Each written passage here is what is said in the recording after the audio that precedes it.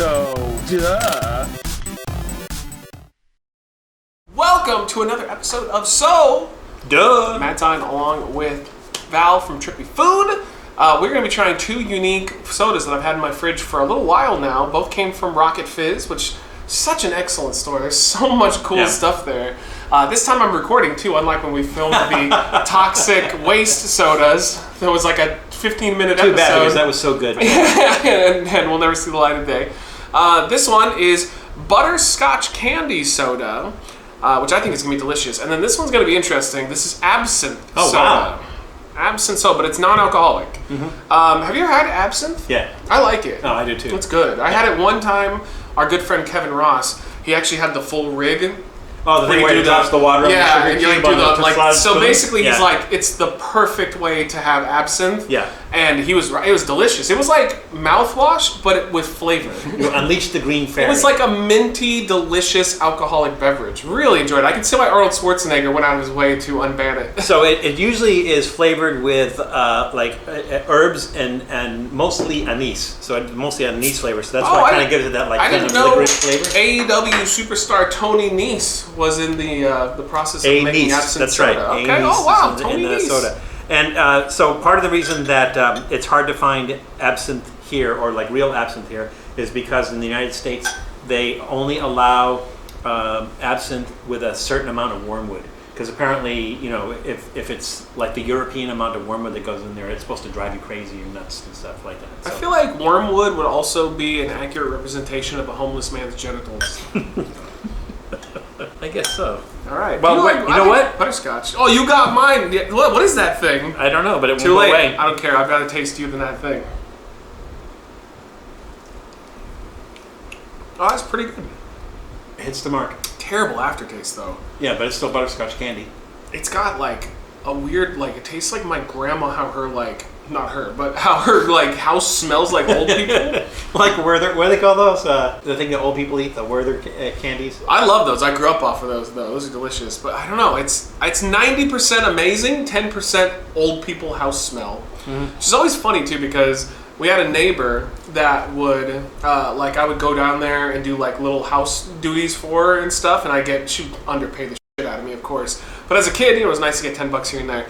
And every time I would walk into her house, it's like you walked into the 1970s.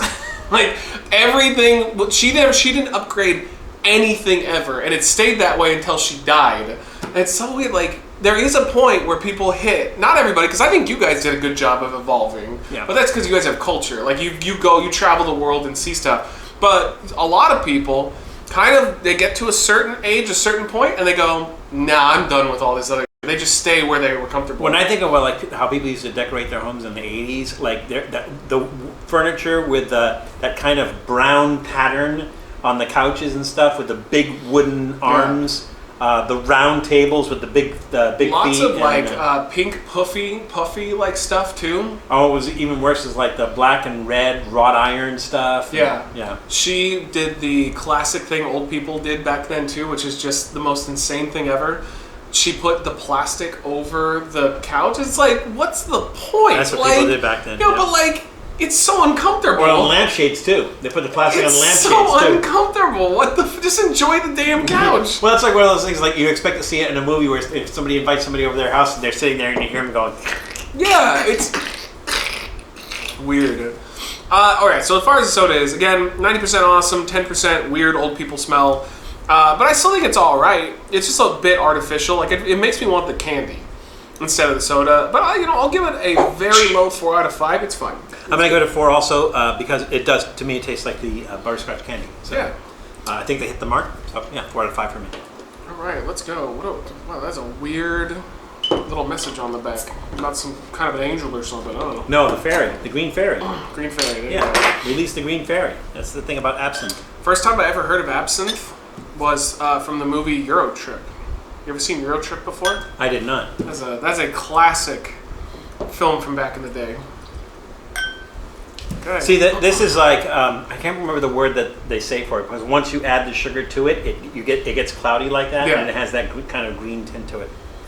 Ooh. It smells sweeter than regular absinthe. It tastes sweeter than regular absinthe. Yeah. It's not bad though. Kind of just. It's I'm not getting it. I'm not getting the anise flavor though. It's just kind of a minty soda. Mm-hmm. All right, it's there. I like it. I just don't love it. Again, it makes you just want to have regular absinthe. To me, it's like a candy version of absinthe because absinthe isn't really sweet. Extra sugary. Absinthe is bitter. Yeah. Well, that's why you add the sugar cube onto it. That helps even it out a little bit. Yeah, but this is missing that bitterness. Yeah. The absinthe bitterness. It's okay. It's not as good as the butterscotch though. Mm-hmm. I'll give it a 3. It's unique. I like the bottle a lot. Oh, the anonymous raw general manager. It's just natural flavors. It doesn't really. Ester of wood rosin. Ooh, fancy. I mean, maybe that's wormwood. Maybe that's what actually gives it flavor. Maybe it actually has wormwood in it. That'd be interesting. Botanical soda. That's what they call a absinthe. Is a botanica. Botanica. So it's as accurate as you probably could get, being non-alcoholic. Encyclopedia Botanica. One of my favorite places to share a fantasy is on the phone.